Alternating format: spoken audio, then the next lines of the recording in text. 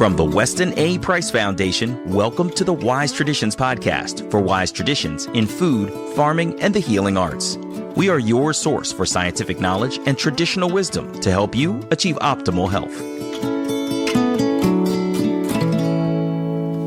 And now here is our host and producer, Hilda Labrada Gore. Hey, Hilda here. A mythical island known as the other Atlantis. Another island where monks once dwelt. And foods that ensured that you'd live to see another day. This is episode 508, and our guest today is Stephen Kavanagh. You might remember Stephen from episode 499, where we talked about oysters as a superfood.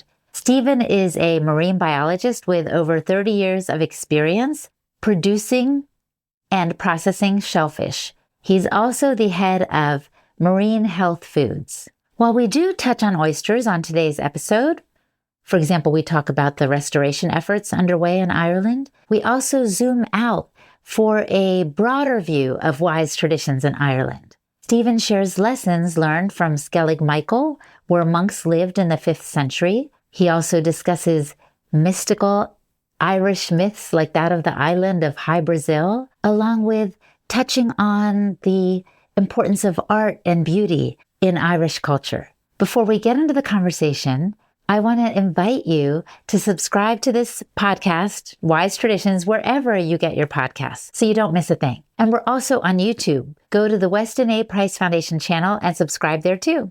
And thank you for listening. This is Hilda Labrada Gore, and you're listening to Wise Tradition. Welcome to Wise Tradition, Stephen. Well, thank you for having me. Stephen Kavanagh is a native Irish man whose Kavanagh clan is very well known here in Ireland. So we want to talk with you today about wise traditions in Ireland, some of the kind of ancestral secrets or health ways that have been overlooked. You just took me on an amazing one-week tour of various parts of Ireland. Maybe we should just go in order of what we saw and its significance. Absolutely. It was quite a whirlwind trip of Ireland. I would say so. We got a few percent of what you can do in Ireland in 6 days. There's a lot more to see, but by all means, we'll go through the road trip. Yeah. Well, let's take it from the top. Hilda's road trip. So, where do we start? So you flew into Dublin a week ago, and we brought you to a beach on the East Coast. Obviously, we're in the oyster industry, the oyster business. That's what we do. So the purpose of the visit was to highlight the importance of oysters and oysters in the traditional diet and in the wise traditions diet, and how it can help with human health and nutrition. But before we even got there, you took us to lunch at Caviston's, which is this wonderful, well-known market in Dublin, which you said had mostly the freshest fish, right? The best ingredients. And that was a lovely start. Caviston's is an institution in the south of Dublin. It's a fantastic food hall, and they have a restaurant next door. So yeah, we had some amazing food there, and you got to see one of the best fish counters in the country. Yes. They've seafood from all over the country there, and fresh fish and seafood. Yeah, so an amazing place. Yeah. He was the first guy to sell one of my smoked oysters 25 years ago when I started the business. And he's helped so many artisan producers get a foothold and get established in Ireland, and so much provenance in that shop, and so many small artisan producers sell their produce there. He really has helped, and he's getting on with Peter Caviston, who's the man. He's still around. Still knocking about in the halls there.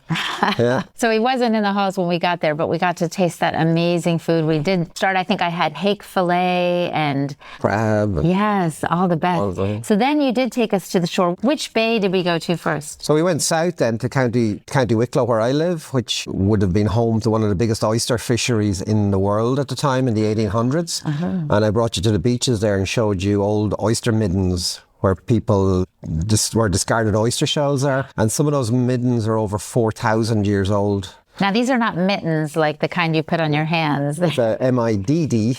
An oyster midden is a big pile of oyster shells that humans have left there from their activity, from eating them, from fishing them, from processing them, for doing whatever they were doing with oysters. But they are 4,000 years ago. So if you believe that the pyramids are 4,000 years old, there are some of the human prehistory structures in Ireland. Newgrange is one of the most famous. That predates the pyramids. So people were here 4,000 or 5,000 years ago for sure. And it seems oysters were a big part of their diet. Ireland in the last ice age, which was roughly 10,000 years ago, was covered in 2 miles of ice. So there was nobody here. There was no plants, there were no animals. So when the ice sheets retreated, then the colonization of plants, then animals, and then humans came. And it would appear that oysters were a really important part of that early human immigration into Ireland. It was a big part of their diet. And of course, we were talking about how oysters saved humanity, how 250,000 years ago, Homo sapiens were living on oysters in South Africa. And that actually possibly saved them from extinction because they were nearly outcompeted by the Neanderthals. And by foraging for oysters on the shore, which were a lot easier than hunting mastodons, mammoths, whatever, that kind of stuff, they had this really good source of protein, all the omega-3s that oysters contain, and lots of zinc and all the minerals. So they exploded out of Africa 250,000 years ago. And 4,000 years ago, those same people arrived on these shores as the earliest arrivals to Ireland. And it seems they were eating oysters too. So quite possibly oysters helped humanity and Homo sapiens migrate all around the world because they would have come around the coastlines following this really good food source that was easy to catch and had everything they needed to sustain health. So it's an interesting story. Yes, and what I think is so fascinating is, we're always nowadays, counting our macros or trying to figure out what are the nutrients in this food or that food. They were thinking probably survival, right? Absolutely. And might not have even realized all the value in oysters, but probably could see, that fellow lived to, a ripe old age, and so I want to do the same, so I'm going to take it. My curiosity is, do you know who opened the first oyster? Ever? Yeah, ever. Well, as a Irish poet once said, it was a brave man who had the first oyster. I think it was Jonathan Swift was accredited with that saying. Oh, okay. So, yeah, that happened something like 250,000 years ago. Yeah. So, and how they opened it, I don't know, but I'm sure it was with something heavy. Yeah, absolutely. It wasn't quite as sophisticated possibly as the way we do it. Maybe a piece of obsidianite or something. They had early oyster knives. It would be an interesting study for somebody. Absolutely. Because they would have ate a lot of them. But yeah, a couple of oysters guaranteed you'd see the next day, that's for sure. They had all the nutrition you needed to get you from one day to the next, and they were easy to get. And they were everywhere, of course. Because oysters have been around for 300 million years, so all the coastlines, all the estuaries would have been just full of bivalves, oysters, and not just oysters, mussels, clams, cockles, winkles, all that kind of shellfish. They were so important. They're such an important part of early human nutrition. Yeah. And very, very old, wise tradition for sure. Yes, absolutely. And I'm thinking about what I learned too, that bivalve kind of has a property of the oyster. The bivalve has a property of doing some like detoxing or cleansing of waters. Is that right? Well, they're filter feeders, yeah. So they feed on plankton from the water, so they clear the water. And that process of clearing the water allows more light to penetrate for more algae to grow. And they're kind of what we call an ecosystem engineer. And they create the conditions that are conducive for all other marine life to live, because these are at the bottom of the food chain: oysters, algae, eelgrass beds. And when we have good healthy communities of them, then the bigger fish species survive much better. There's more of them than, the whales, the dolphins, the seals. They can't survive without the species further down the food chain. The modest little oyster makes a difference all the way up. Our poor oyster gets overlooked because it's very hard to make it's all right with a cuddly little seal pup or a little furry dolphin, toys for kids, but I haven't seen any oyster toys yet. It was an idea for somebody. There is an idea for somebody. We wrote a book about oysters for kids, called Sammy Spat, to help educate kids in school about oysters and how important they are. Yeah. It's about a little baby oyster. He's 1 in a million.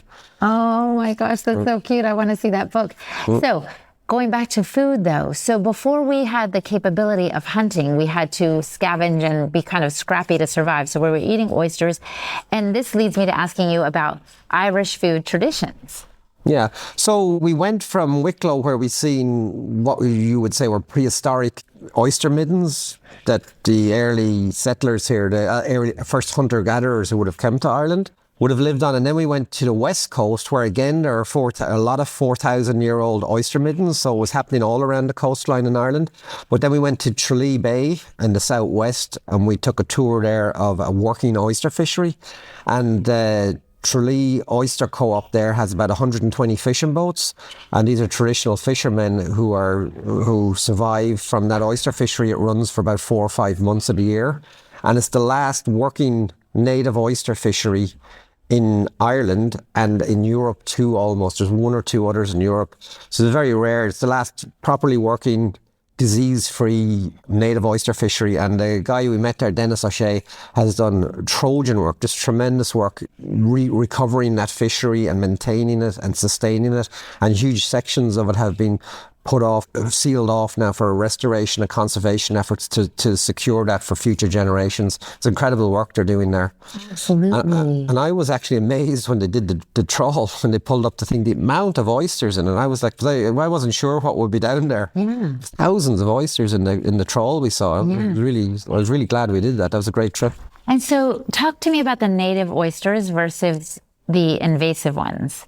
What does that mean, native oysters? Well, why is that so special and unique? Yeah, and this is really important in everything we talk about with oysters. So the native oyster, we've two species of oysters in Ireland now, but when we were talking 4,000 years ago, this is the native oyster, Ostrea edulis. This was the only oyster in Europe. And for 4,000 years, this is the only thing people knew as an oyster. But then in the 1970s, we brought this guy here from the Pacific Ocean. This is what people in America would know as a West Coast oyster. And this is an exceptional specimen now. But these were brought here for aquaculture. So they were farmed here because they grow twice as fast as the native oyster. But they caused problems when they came here because they brought a disease with it called bonamia that wiped out 70% of our native stocks. So that, on top of the fishing pressure in the 1800s that collapsed quite a lot of the fisheries around the coast, mean that we have less than 1% of our native oysters left now in Europe. Oh my goodness. 99% of the beds have been wiped out.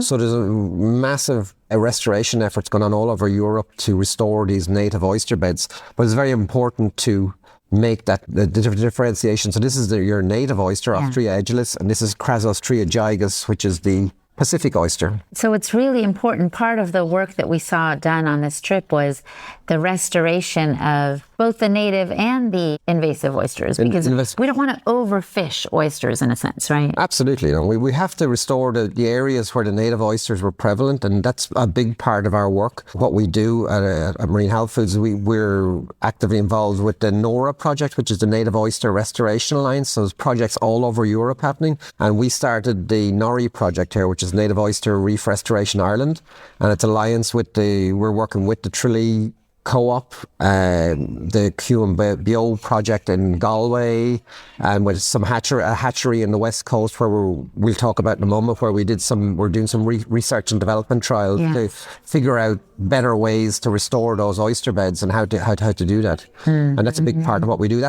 We want that to be our legacy. Yes. You know, what are we leaving for the next generations? We want to leave a vibrant marine environment with a high biotic index. Yeah. And it's important because for me, the biggest problem we've had in the last is the last 150 years of exploitation of the coastal strip, that few kilometres from the coastline where most of our marine life was, where a lot of the important marine biological processes happen. We've absolutely overexploited and devastated that, because that's where humans come in contact with the ocean, and it's where we all want to live and play and have fun and eat seafood and all, but we're not conserving it and restoring it and managing it properly.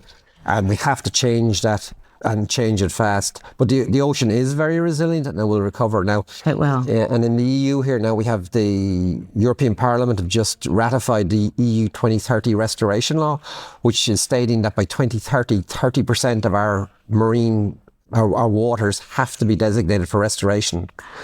This is in Ireland. In all over Europe. All over Europe. And I'd love to see this happening in America too. Oh, wow. Because that's a big push and it's a big boost to our efforts, and we can now use this, and it's in law now in Europe, so we can use this to put pressure on governments and agencies and everyone else who should be doing what they're supposed to be doing, and say, listen, we're backed by the law, it's been stated, the law is there now, we have to do this. Yes, and it's 2030, we've got 6 years to do it. Oh my goodness. So all these areas that are designated for restoration, we're doing proof of concept on some of our restoration efforts, and we hope to have that in the next year or two.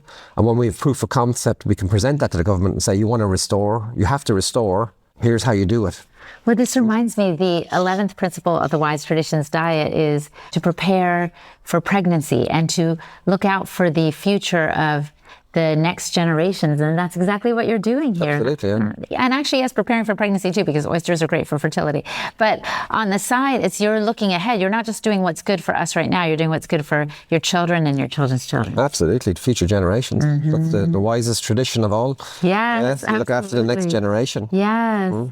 Okay, so where did we go after that? So after that, we got into the mystical Ireland. So we went to the Skellig Michael, to a remote rocky outcrop in the southwest of Ireland, where monks in the 5th century set up a monastery on the top of this, and this was, it was breathtaking. Yes. And they built these little stone beehive huts, and it's where some of the scenes from the last Star Wars movie were shot, where Luke Skywalker was found. It's called Skellig Michael. So there's two islands there. They're quite small. One is they're both UNESCO World Heritage Sites. The Skellig Michael that we were on, because of the monastic settlement that was there, and its neighbouring island called Skellig Beag, or in Irish, or small baby Skellig, as they call it, is a gannet colony. So the wild seabirds come there from May to September, and when we were there were 250,000 breeding pairs of gannets. The whole island was white with the guano coming down the cliffs and everything. Just amazing. They're beautiful seabirds. Absolutely. So they spend May to September on Skellig Beag nesting, and then they spend the rest of their life on wind and wave and wing. Yes. At sea, and they come back every year and do that. Well, it's amazing because they know they're safe from predators. And well, I mean, I haven't talked to the gannet birds exactly, but from what I could tell, they seem very happy and they were thriving on that very remote. Other thing that came to me in terms of wise traditions is, here were these monks, far from everything, but talk about diet also. They were eating seals, I think, right? And whatever fish they could catch. They were also sometimes having a cattle or chicken or goat on the island. I don't know how they got them there, but they did apparently. And they had their water estuaries where they...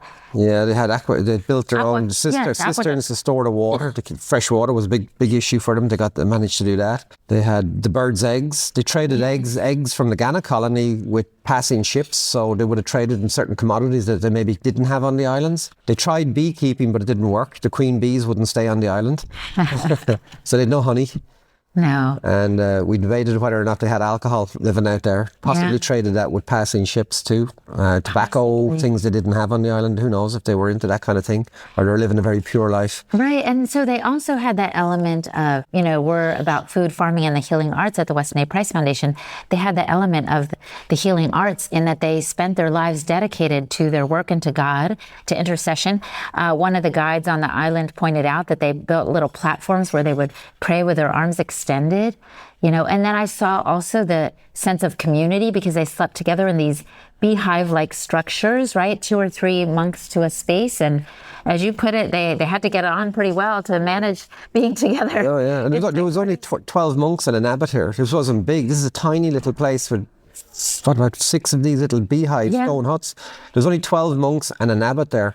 And when one died, there was a waiting list to get in. There was, people who had sent, a lot of people, wealthy people at the time, would send their kids out there for education to learn from the monks, because they were the only ones who could read and write, and they were scribing out there. And so it's fascinating what was going on there. So fascinating. And then we discussed the island of High Brazil, which is from human prehistory. So some of you may be familiar with the work of Graham Hancock and the famous Peary Race map, which pinpointed an island off the west coast of Ireland, which some people have hypothesized was the other Atlantis. But in folklore, they say that the island of High Brazil appears once every 7 years. You can see it, but you can't land on it. And it was described by the monks and other people in their writings out there. And it even appears on some ancient maps, right? The Peary Race map, High Brazil. Yeah. So we don't know what that was exactly, but there are a lot of theories around that one. I was keeping my eyes peeled for it. I didn't see it. Yeah. So it's not out there. So we talked about St. Brendan then as well, who was who was around at the time. So the monastery on the Skellig Island started in 500 AD, and St. Brendan was ordained a priest in 512. So he existed and he built his monastery around the same time, but he was on the mainland in County Galway. He was born down near the Skelligs in County Kerry. So he apparently discovered America in the 5th century. And he wrote a book called The Navigatio Sancti. And Christopher Columbus read that book 1,000 years later. And they believe that that's what inspired Columbus to sail west to find America. But they think that St. Brendan found it in the 5th century. He wrote a book and they call him St. Brendan the Navigator. Yes. So, and he had oyster shells in his pockets. Those oysters. That's right, the native ones. So he possibly brought oysters with him on his journeys when he was sailing as a source of food. Who knows? Right. But he had oyster shells in the boat and on that. So he was at sea. It was easy to keep them alive. Put a bucket of water, keep putting fresh water in. You'd live food. So oh, amazing. maybe they brought oysters as a food source with them when they went on their trips. Who knows? You need strength when you're exploring. So that was 540 AD. They reckon he found America. And then 1,000 years later, it was Columbus who really put it on the map. So when you read your history books, there may be more to it than what meets the eye.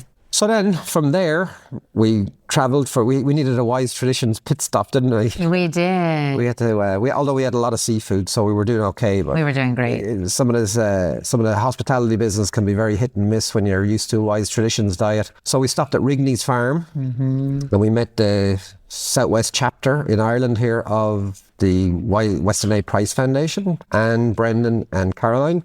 We stayed in Rigney's Farm bed and breakfast where they raise all their own food. They have their own herd of rare breed pigs and cattle and eggs, and we had a beautiful dinner with beef rib and breakfast with our own organic free-range bacon and eggs and divine. Kefir and raw milk. Raw milk is legal here. Absolutely, yeah. And those guys down there were all involved in that raw milk campaign. Yeah. To fighting to get raw milk made illegal. What happened with the raw milk, of course, that was back in the 80s. The Irish government didn't want raw milk here, and the EU said that raw milk was okay. Because it was crazy. At the time we were fighting for raw milk here, I went on holidays in Sardinia, and I remember walking down the street and there was a vending machine where people were coming with their bottles and filling up on raw milk. And there was all the scientific literature was printed and on display there that you could read about all the scientific research why raw milk was better for you. And I took a photograph and I was sending it to the guys in Ireland. I said, what's going on? Yeah. We're supposed to be in the European Union. It's not supposed to be the same laws for all of us. They're selling raw milk in vending machines in Sardinia. That's true. And the guys in Ireland are being put in prison for it. Wow. Nearly, not far off that, but they were threatening with their farms being closed and everything. And so anyway, that in the end, they won the battle, and there were some sad results for some people. It was a very tough battle for them, along the way. So we have raw milk in Ireland, and we had lovely raw milk and kefir there, and all the bacon and beef and eggs, and got ourselves set up for the next leg of the journey. And what's so beautiful is someone who is so well nourished, like Caroline Rigney of Rigney Farms, she is making her whole place a healing space. When we were there, she was talking about having different healing modalities and protocols available there so that people can come for retreats. So I hope to have a return visit there. Absolutely. It's going to be a pit stop on my Western adventures from now on. Yes, absolutely. I'll spend a lot of time in the West on oyster business, so Rigney's will be on my agenda from now on. Coming up, Stephen describes a particular oyster restoration project that he's familiar with, and he also highlights the benefits of seaweed baths, among other wise traditions in Ireland. You're listening to the Wise Traditions podcast from the Weston A. Price Foundation. We pause now to recognize our sponsors. Grey Toad Tallow. At Grey Toad Tallow, they believe that truly nourishing skincare begins with the finest ingredients. That's why their top priority is to source only the best 100% pastured tallow from organically raised animals. The result is a clean product with just a few ingredients, reminiscent of what past generations relied on for healthy skin. They also strive to keep their wholesome products affordable, making it more accessible for those seeking natural skincare solutions. And hey, life is busy, so let Grey Toad Tallow do the work for you, transforming suet, for example, into a tallow balm that your skin will love. Cherished for generations, tallow naturally offers a perfect blend of fats and vitamins to keep your skin healthy, hydrated, and radiant. So visit greytoadtallow.com today to explore their full range of products designed to nurture your skin from head to toe. And use the code WISE10 at checkout to save 10% on your order.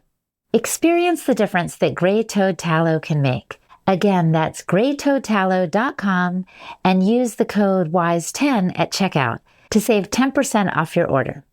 And the new biology clinic. Modern healthcare systems have failed us. Think about it. There are months-long waits for appointments, and then when you get there, typically, you only get like 10 minutes with your healthcare provider, and they usually make a very quick diagnosis. They usually make a generic diagnosis, resulting in medication dependency and invasive treatment options and stuff of that kind. It's unpleasant and not very helpful. Does that sound familiar? If so, consider a different approach with the new biology clinic. It's founded by Dr. Tom Cowan, who is a respected alternative medicine doctor. You know, he's an author and the vice president of the board of the Weston A. Price Foundation. Dr. Cowan has a holistic perspective on health and wellness, and he brings that into his clinic. At the new biology clinic, it's not business as usual. It's not about quick fixes. The wellness specialist takes time to understand your unique story, recognizing that illnesses have various causes and that you deserve a personalized healing experience. Clinic members enjoy a flat monthly fee that includes a wide range of valuable services like virtual health consults as needed, wellness specialist-led live streams on diverse health topics like EFT tapping and so forth, and access to a members-only resource library and multiple live group sessions. These are offered every month, and they cover a wide range of topics like fitness, breathing integration, biofield tuning, guided meditation, and more. And there are membership options for individuals, small and large families, pet health, and enrichment only, and even one-time health consults without a membership commitment.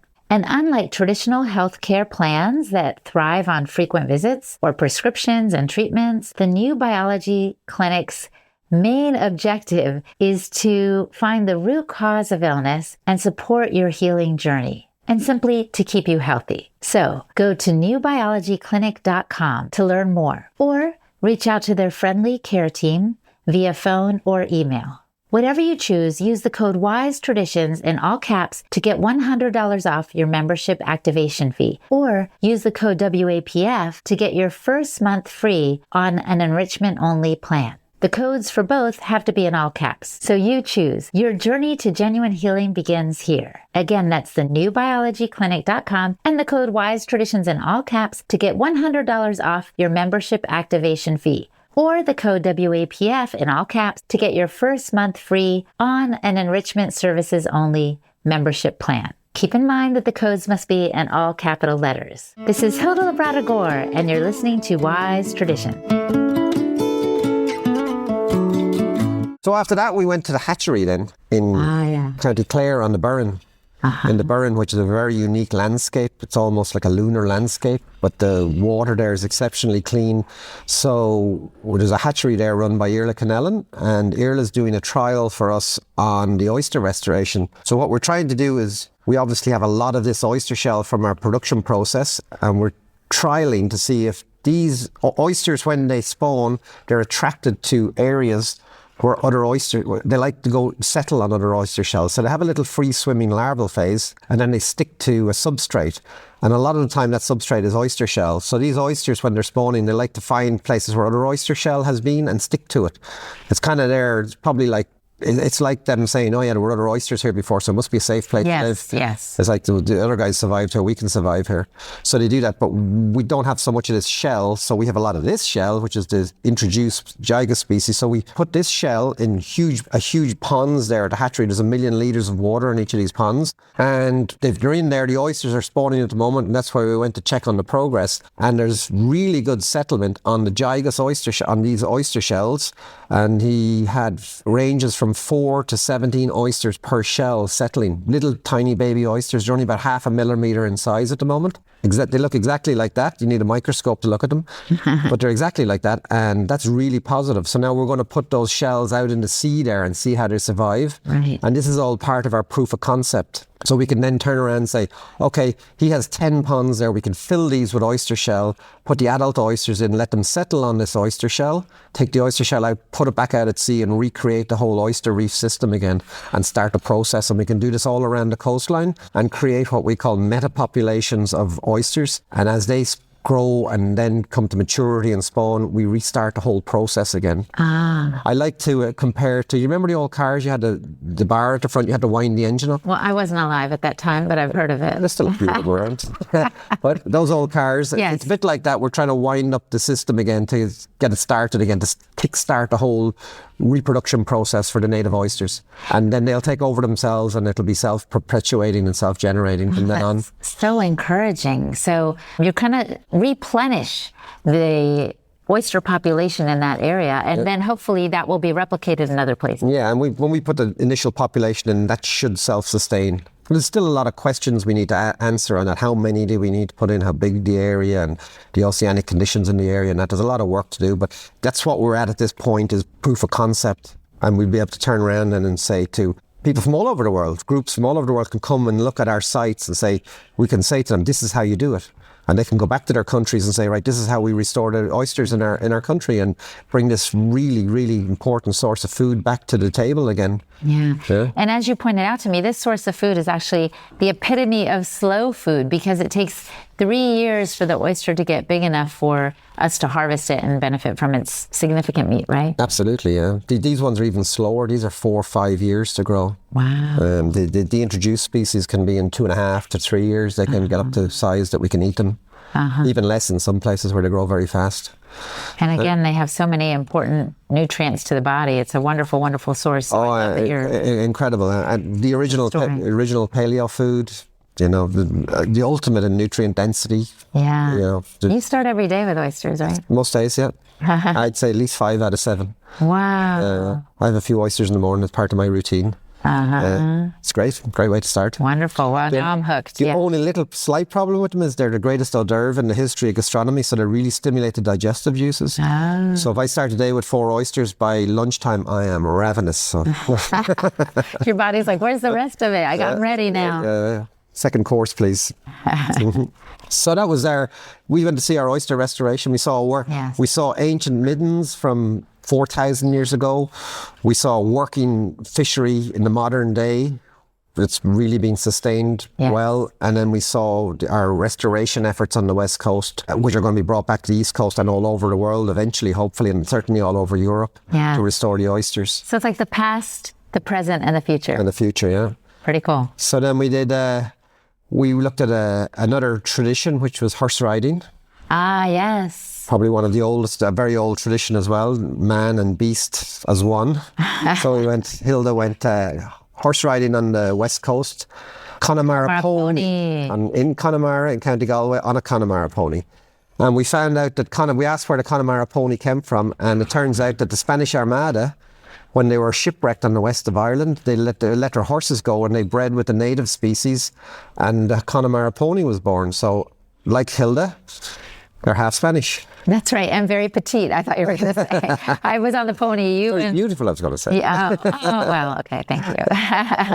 But yeah, there's something about the Irish landscape. It really is stunning. The sheep grazing on the hills, which we could see from the pony's back, and the sea. And I even saw cattle by the sea, which I didn't expect to observe. I've never seen that before. The cattle like to go down the beach and eat the seaweed that washes up from the kelp beds offshore. Yeah. They eat that.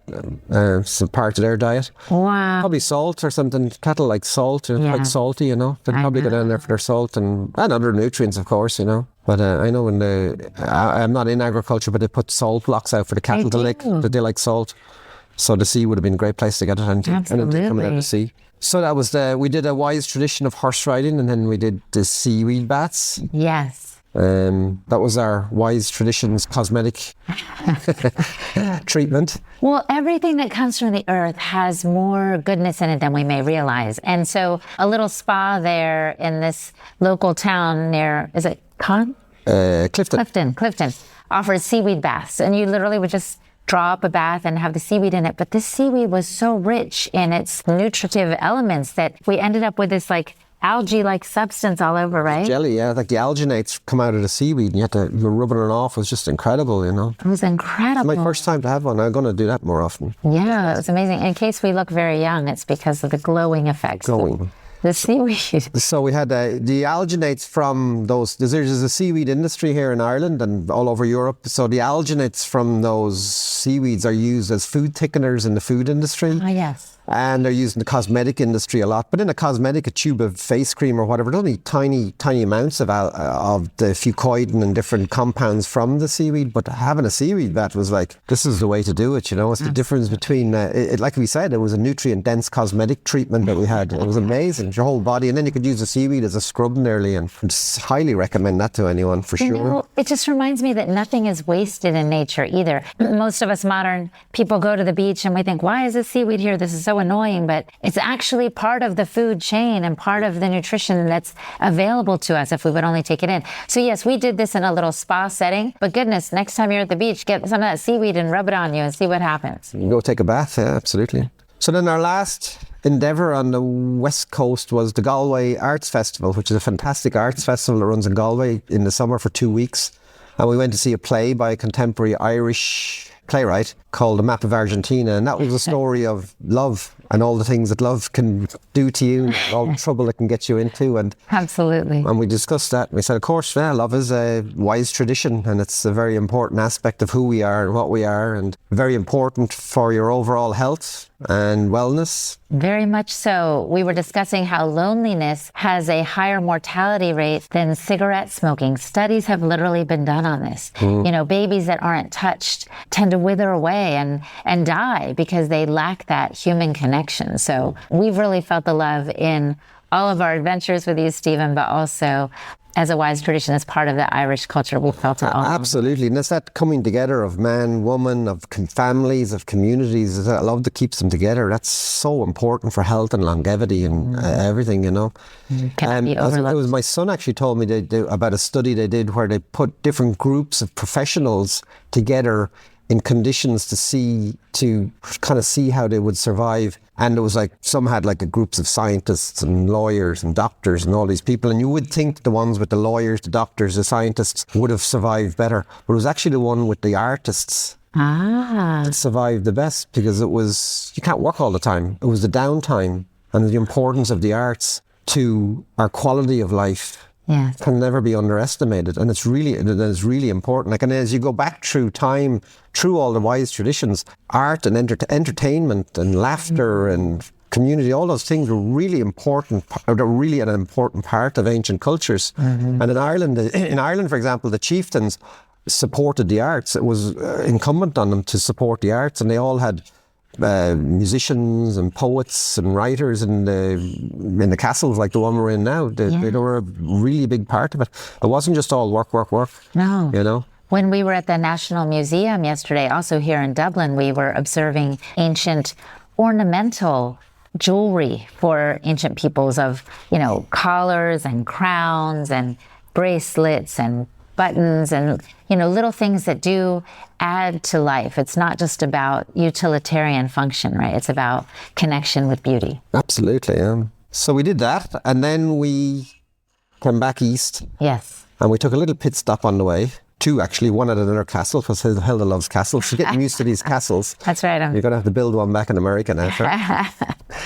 And then we stopped to see, probably is at the core of wise traditions, is a newborn baby. My nephew and the niece just had a newborn baby, so we stopped to see a two-week-old baby. Yeah. Beautiful. Aoife Henry.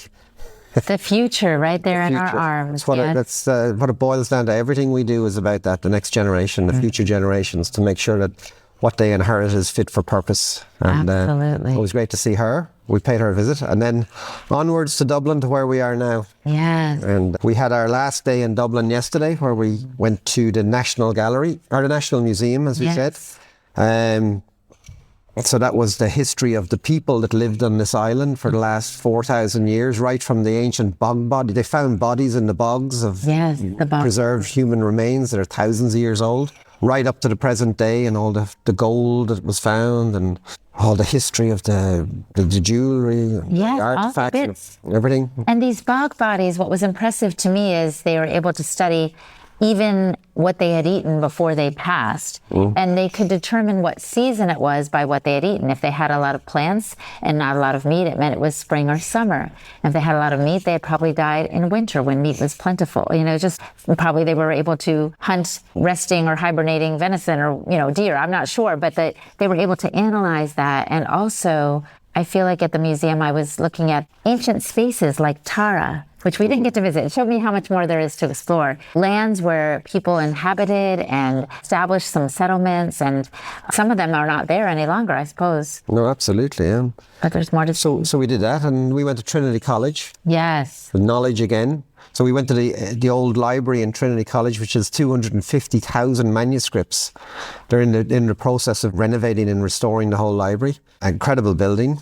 It goes way back in time. It was built on the site of All Hallows, which was an old monastery that the early Christian nuns occupied. So they've 250,000 manuscripts there. So again, another wise tradition.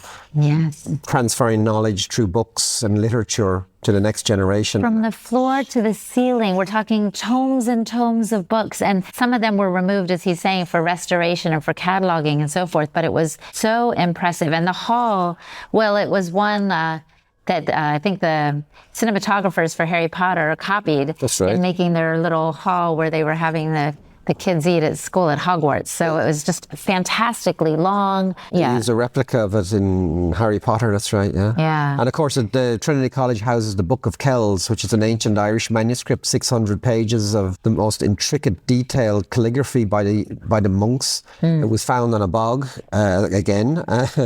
The Vikings stole it from a monastery and they kept the gold case it was in and threw the book away. And somebody found it and restored it. So you can go see that in Trinity College. It's just the artwork in it is absolutely incredible. It makes you remember what these guys were doing in all the monasteries here. They were transcribing the Gospels, and it was incredible work. And it was very, very important work all over Europe. Because at a time in the Middle Ages when Europe was ransacked by the Visigoths, a lot of the libraries were burnt to the ground and that. And after that, when they went away. I'm not sure how they went away. We have to figure that one out, see about that. But anyway, they come to Ireland to these monasteries and get copies of all the important manuscripts and bring them back to Europe. And it was a very important repository here for literature. And these copies knowledge. Were painstakingly written by hand, especially the Book of Kells, which was the 4 Gospels. It was the detail and the care which they had to put into it. No errors could be made. And then there were illustrations to embellish the words and to maybe bring home some of the content perhaps for those who couldn't read. It was very impressive. We only got to see 2 pages actually of the Book of Kells itself, but we read a lot about it and learned about it. So we were filled up to the brim with knowledge and also good food. Because he took us to the best places. Absolutely. Oh, fantastic food in Dublin, all over the country. Well, and that takes me back to the question I asked you earlier, and I love this. When I've asked you, Stephen, well, what are the traditional Irish dishes? You said it's not so much the dishes, Hilda, as the ingredients. Absolutely, there is no, I wouldn't say there's what we call Irish cuisine like you do like you have in France or Italy, because Ireland has had such a tumultuous past. I don't think it had time to develop, but certainly in France, Italy, Spain, you have a different culinary tradition. But here we have incredible seafood, lamb, beef, dairy, absolutely incredible. And with those ingredients, you can do so much, you know. You don't need a lot of sauce when you've got good ingredients. Yeah, that's true. Any sauce. You can leave the tomato ketchup at home. Which I have. A distant memory. So I feel like we've covered almost every... Except last night.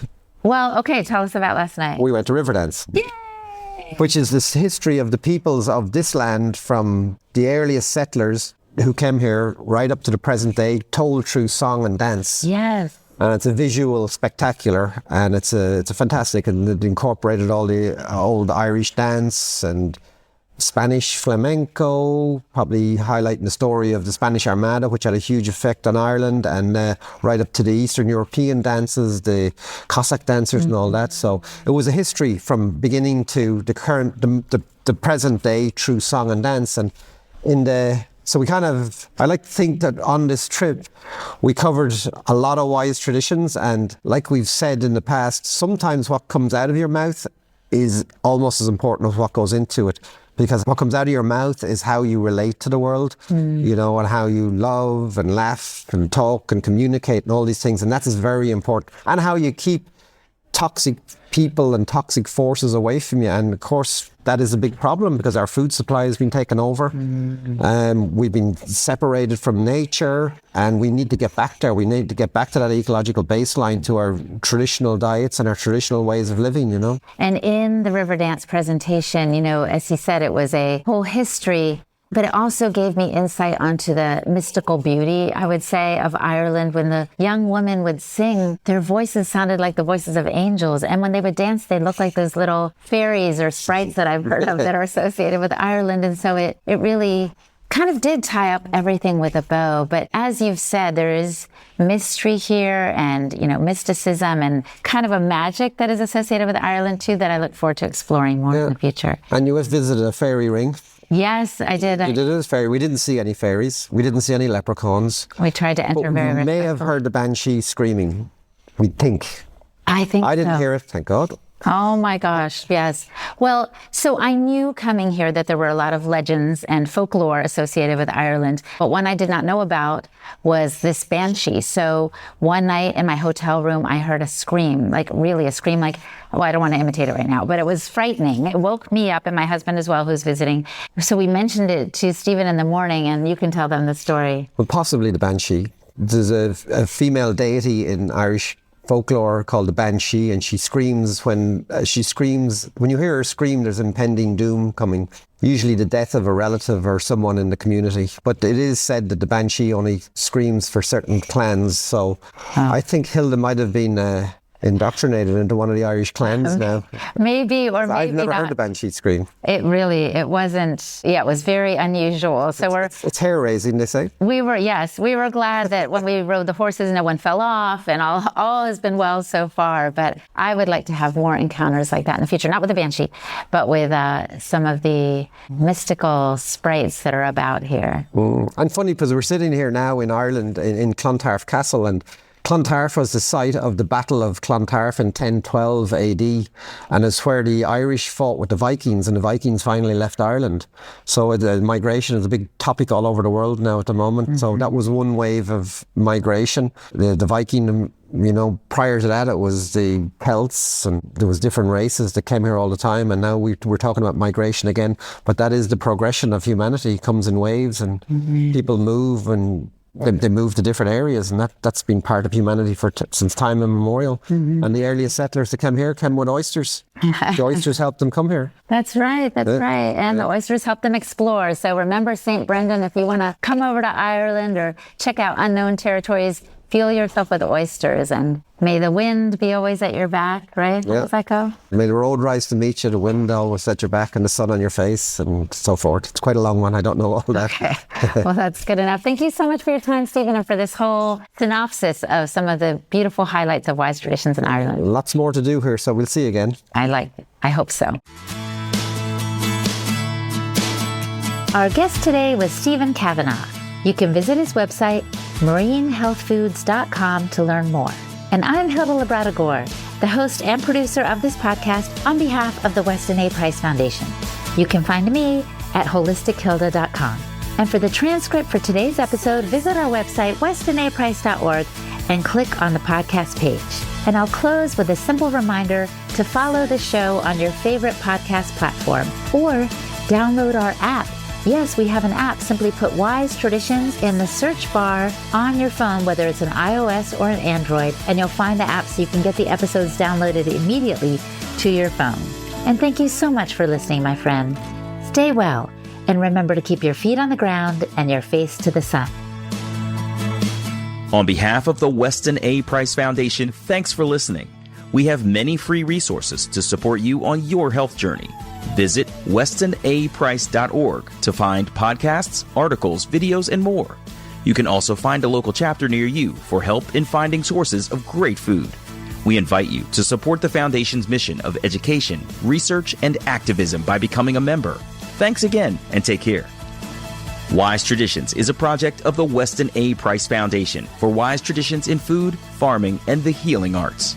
The content on this podcast is provided for informational purposes only and is not intended to substitute for the advice provided by your doctor or other healthcare professional. It is not intended to be, nor does it constitute healthcare or medical advice.